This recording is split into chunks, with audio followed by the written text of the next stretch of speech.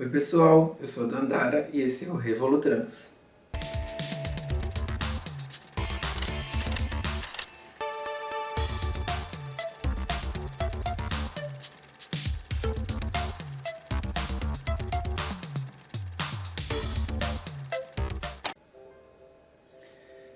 Bom pessoal, essa é a Santa Maria, uma das minhas gatinhas está aqui no meu colo, vai aparecer um pouquinho.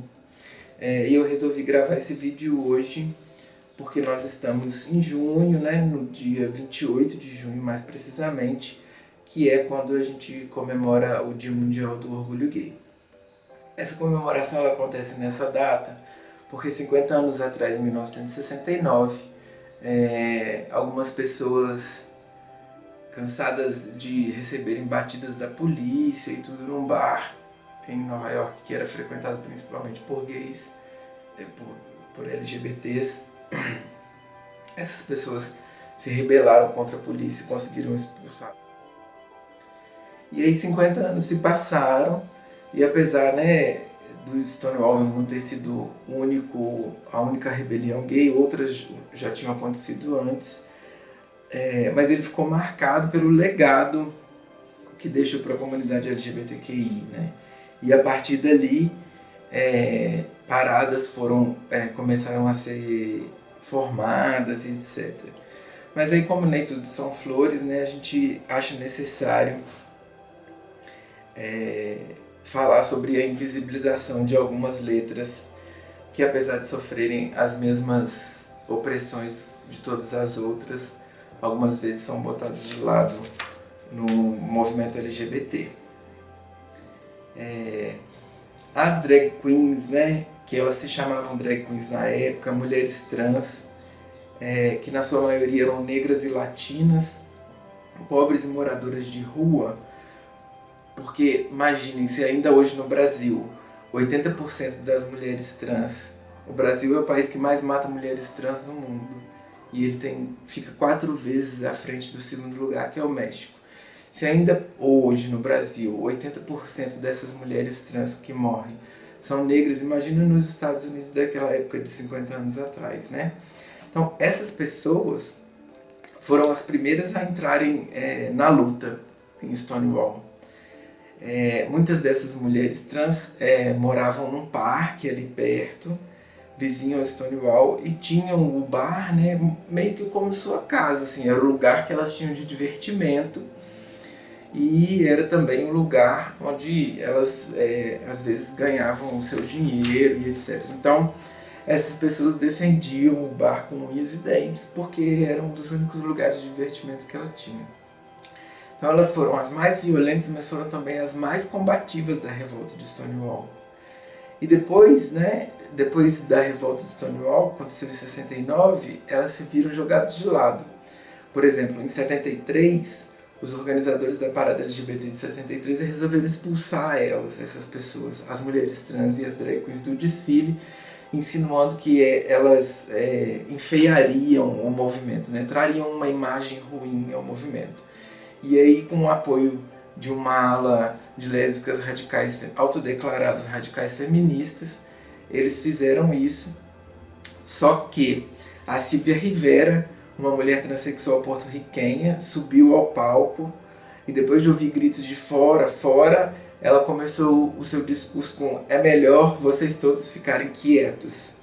E a partir daí o discurso heróico, humano e ativista demonstrou a dura realidade enfrentada por mulheres e homens trans e as pessoas intersexo na luta pelo seu lugar, inclusive dentro do movimento. Eu vou colocar um pedaço do discurso da Silvia Rivera aqui e vou colocar o link também para o discurso aqui embaixo. Let her speak. Just a moment. Just a moment. Just a moment. I would like to avoid any trouble. This is a day of unity for us. I want us to be happy. Let's... All right, it's up to the gay people. What do you want to do?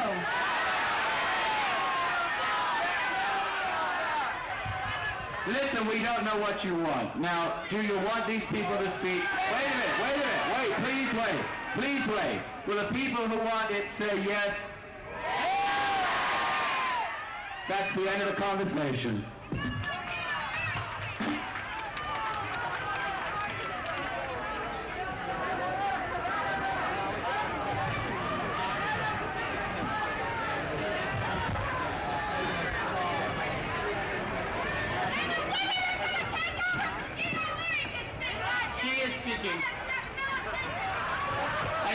same thing. You're right.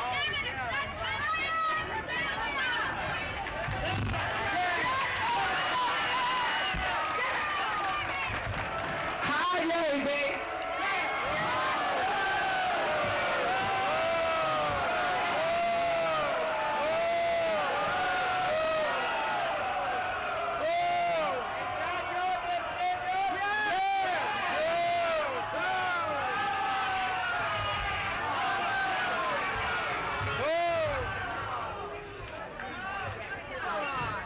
Y'all better quiet down.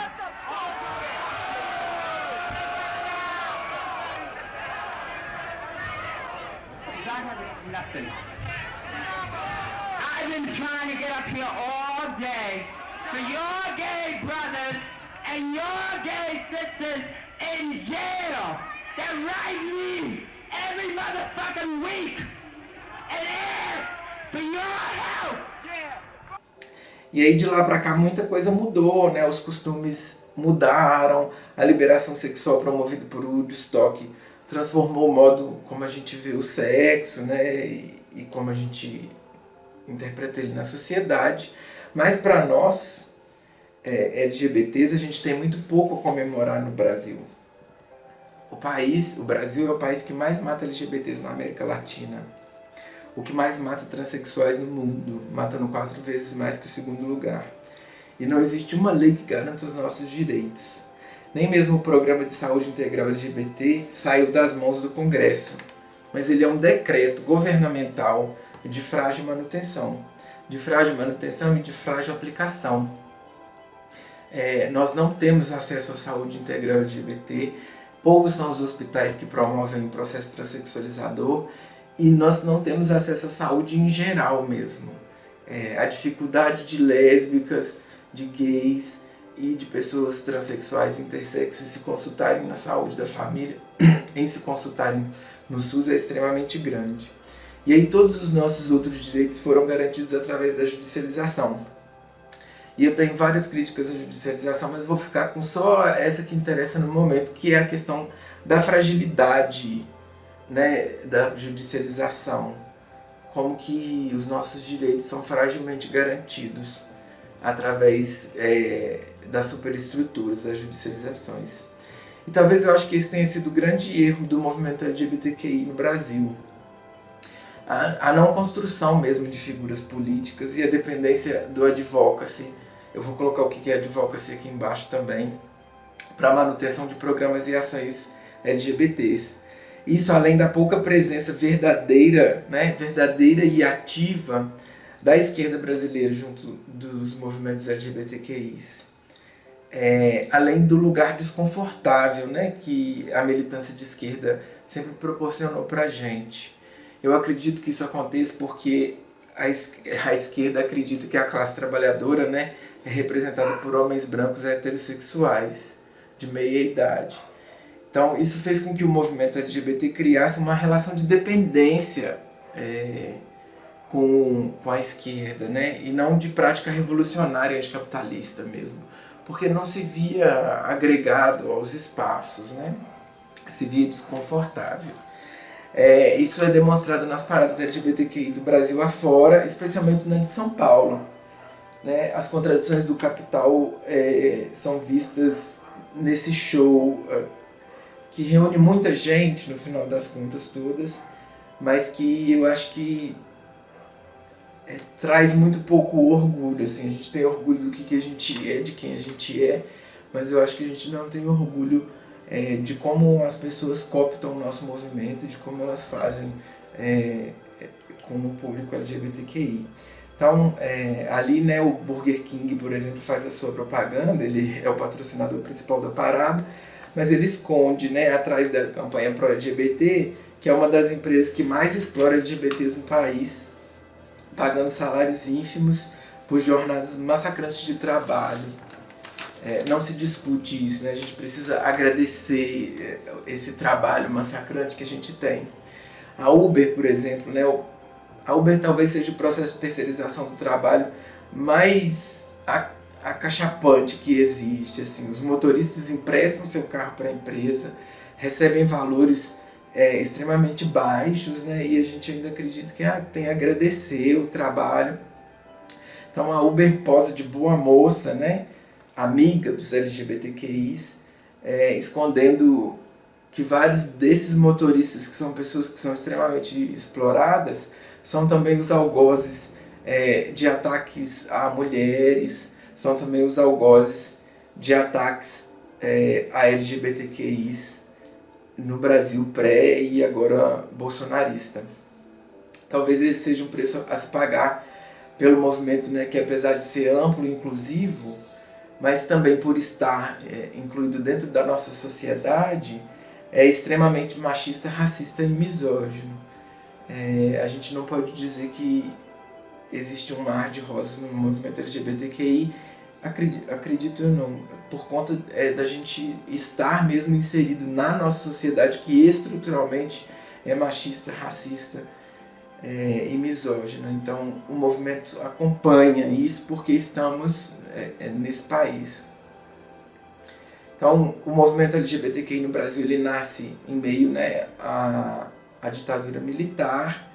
Então naquela época o regime perseguia lésbicas, gays, principalmente travestis, mas para além disso, em 69, eles montaram dentro do Itamaraty uma comissão de investigação sumária, que logo após a promulgação do AI-5, essa comissão formulou uma lista de 44 funcionários que foram exonerados dos seus cargos porque eram gays, né? De lá para cá pouca coisa mudou no serviço público, eu digo isso porque eu sou uma funcionária pública federal e o serviço público é um lugar que tem uma característica de ter essas pessoas que têm o privilégio mesmo de conseguir estudar mais e de estar nesse lugar. Então, LGBTQs no serviço público sequer foram contabilizados em nenhum momento, nenhuma vez. Não se sabe quantos somos. O serviço público não, dificulta, né, a nossa vida, embora eu não tenha tido essa experiência no lugar onde eu trabalho, mas eu tenho amigas, por exemplo, que foram proibidas de acessar o serviço público pelo médico sem nenhum tipo de explicação, por exemplo.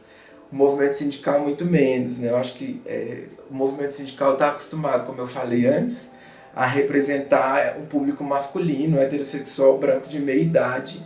Então, o novo sindicalismo brasileiro sempre foi avesso às mulheres e aos LGBTs no seu posto de decisão e poder. A Condicef, que é a confederação onde nós somos filiados, foi criada em 90 e só agora teve o seu coletivo LGBTQI criado, que funciona assim, a poucas mãos, de um núcleo duro bem aguerrido, mas ele foi criado 29 anos depois da fundação da entidade. Eu talvez seja a primeira travesti preta a ocupar um posto de direção no sindicato filiado a essa confederação. Talvez seja a primeira da base da CUT também, eu não conheço outras. E esse protagonismo, né, esses protagonismos que a gente vê em mim, ele não enseja comemorações, né? Eles põem como navalha na carne, além de todas as dificuldades que os LGBTQI sofrem em casa, na escola, na falta de acesso ao trabalho, pela sociedade capitalista exploradora que nos moe e objetifica, a realidade do próprio serviço público, que nos coloca como pessoas indignas de estarmos ali ocupando esses espaços.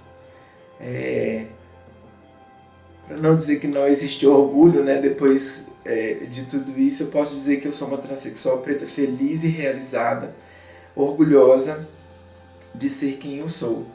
Mas eu pouco me orgulho quando eu olho para trás e para o lado e vejo a triste realidade dos meus irmãos e irmãs transexuais que não têm o mesmo acesso que eu a este lugar. E aí a gente pode falar que a gente tem orgulho de ser quem a gente é, mas a gente não tem orgulho nenhum de quem nos discrimina. É pouco orgulho. Era isso, gente. Fica aí a vinheta com as redes sociais para vocês me acessarem. Um beijo e até mais.